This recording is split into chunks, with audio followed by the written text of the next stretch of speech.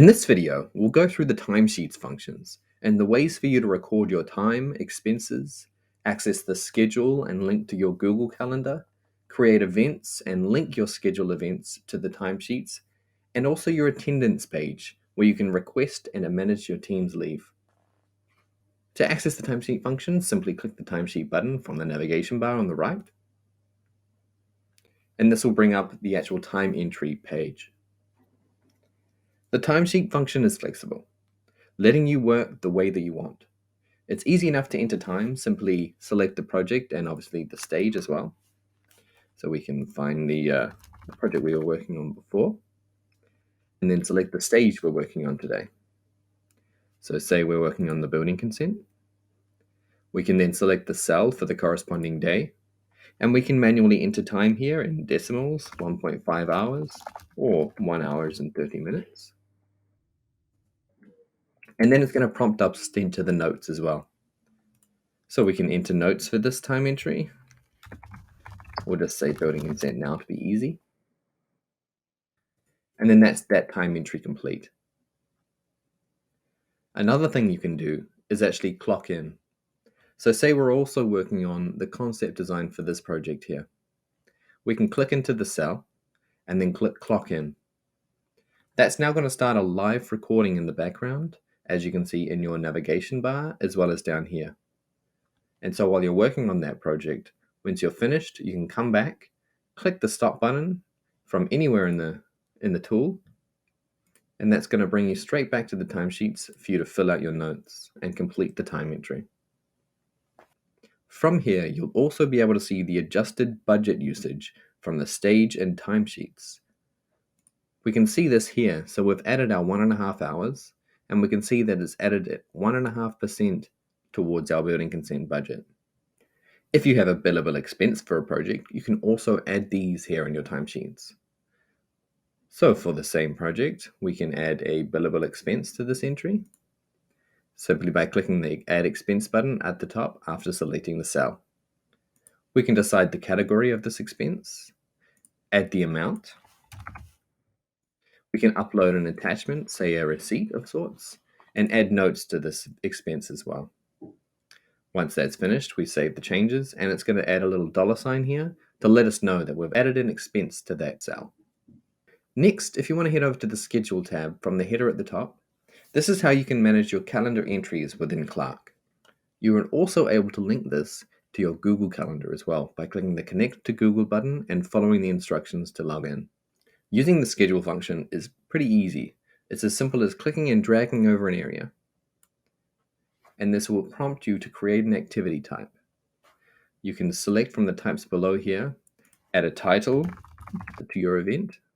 You can further refine the time for your event, the day, and also add a location.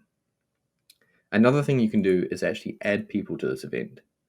So you can add members of your own team that you want to attend this meeting, and then add some notes to this event as well, so that you can keep track of what's going on at what stage. The last thing you can do from this activity creation page is link it to your time entry. What this means is that your event here is going to automatically appear in your timesheets once you click this button. If you are linking it to your timesheet, you also have to, of course, select a project stage for this timesheet entry to be linked to. So we'll go select our project here. We'll say this is a building consent meeting. We'll need to add some notes. And then we can go ahead and create the activity. We can see it appear here in our schedule, which we can edit it by dragging it around. This will also prompt us to ask if we want to actually update this event according to what we've moved for the other parties invited to the meeting.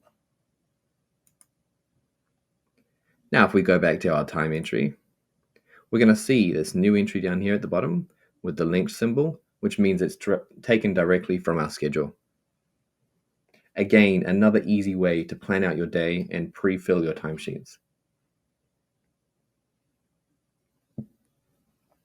The next tab is the Project Stage tab. From the Project Stage tab, you can create projects from the Create Project button, and you can also edit and create your project templates from here as well. the same as what you would from the actual project function. This is for the people that want to manage everything within Timesheets. To learn more about creating projects and project templates, refer back to our project tutorial video. The final tab is the Attendance tab. Here, your team can manage their own leave by viewing their remaining days, as well as applying to take leave at any given time. For them to request leave, they simply select the day or days that they want to request leave for. Say I want leave on this day. I can then also further refine these dates and days that I want leave for. Select the leave type that I'm applying for. Add notes to the event. Since this account is an admin, I can automatically approve this leave.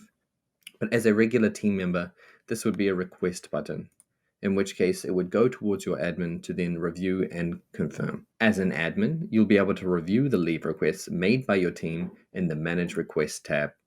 Here we can see all the pending leave requests and ones that have already been approved. The Leave Summary tab will display all the remaining days for all of your team members. And you can also edit these numbers to add or remove days when necessary by clicking the Settings button. Follow on with the Invoice video to see how you can invoice for the time we've entered.